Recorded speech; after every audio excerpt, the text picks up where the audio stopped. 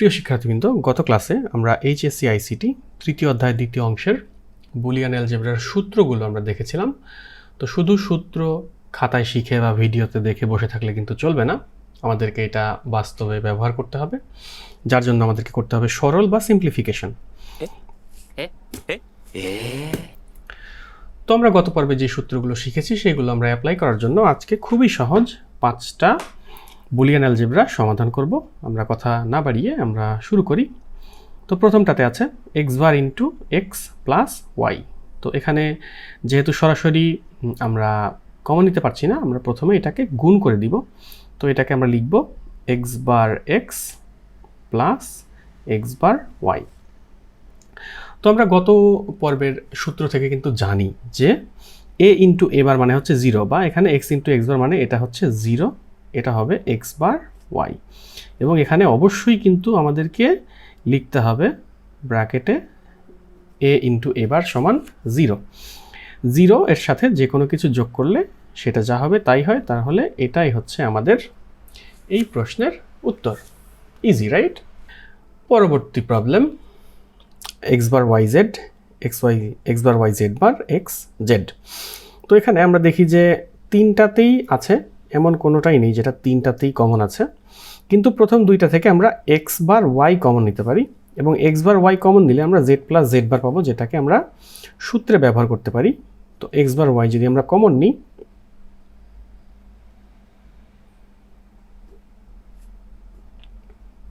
X bar Y common দিলে আমরা Z plus Z bar পাবো। আমরা দেখেই বুঝতে পারছি যে এটা কিন্তু একটা সূত্রে পড়ে যাবে, যার ভ্যালু হচ্ছে 1, এবং আমরা ব্র্যাকেটের মধ্যে লিখে দিব a plus a bar equals to 1। আচ্ছা, এখানে তাহলে আমরা এখানে পাচ্ছি x bar y plus x Z.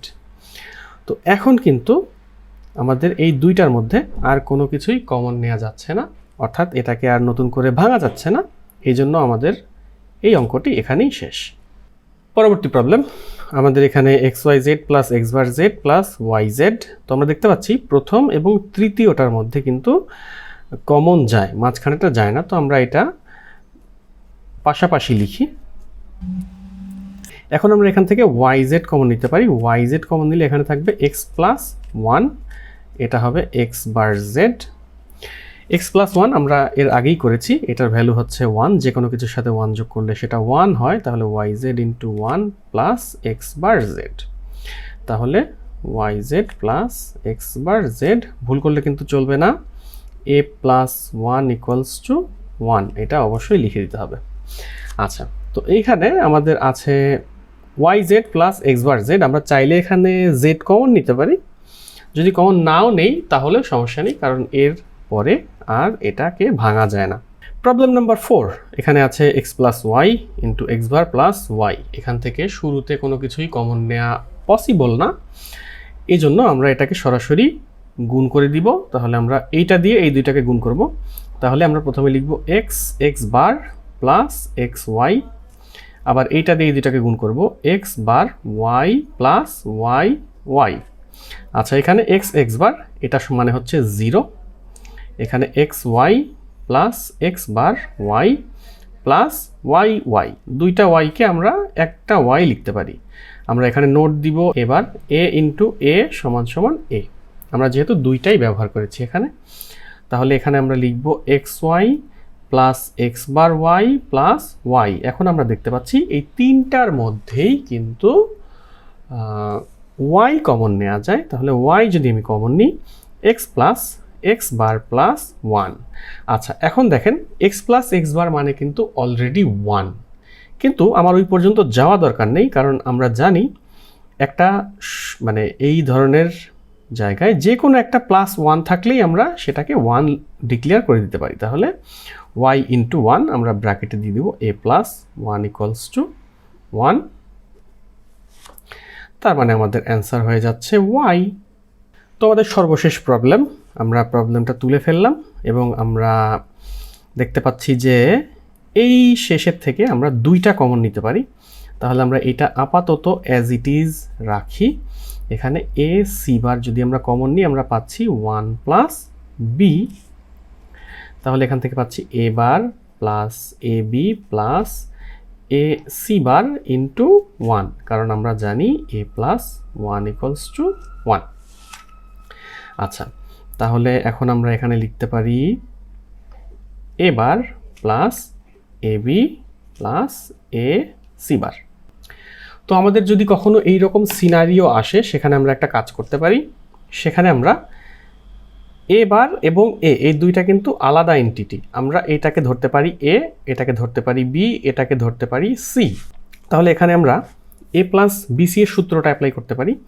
আমরা লিখতে পারি a bar plus a into a bar plus b plus a c bar. আচ্ছা, এখানে আমরা লিখে দিব যে a plus b c equals to a plus b into a plus C.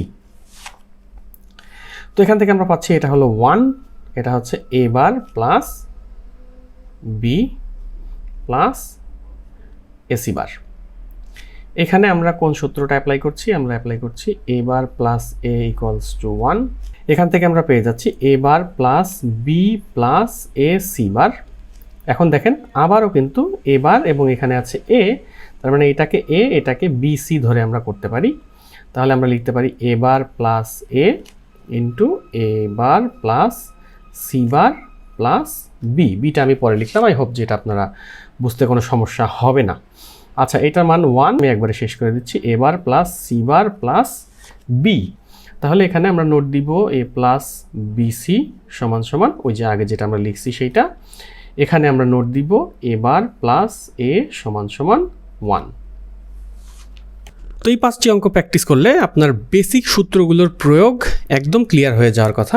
এবং আমি আপনাদের বাসায় প্র্যাকটিস করার জন্য আরও বেশ কয়েকটা ম্যাথ স্ক্রিনের উপরে দিয়ে দিচ্ছি, আপনারা এগুলো প্র্যাকটিস করবেন। তবে এর থেকেও বড় এবং জটিল সমীকরণ সমাধানের জন্য আমাদেরকে ডি মর্গানস থিওরাম শিখতে হবে, যেটা আমরা আগামী ক্লাসে আলোচনা করব। আজকের ভিডিও নিয়ে আপনাদের কোনো প্রশ্ন থাকলে কমেন্টে জানান, এবং ডি মর্গান সংক্রান্ত পরবর্তী ভিডিওটি মিস না করতে চাইলে এখনই সাবস্ক্রাইব করে রাখুন। দেখা হচ্ছে পরের ভিডিওতে।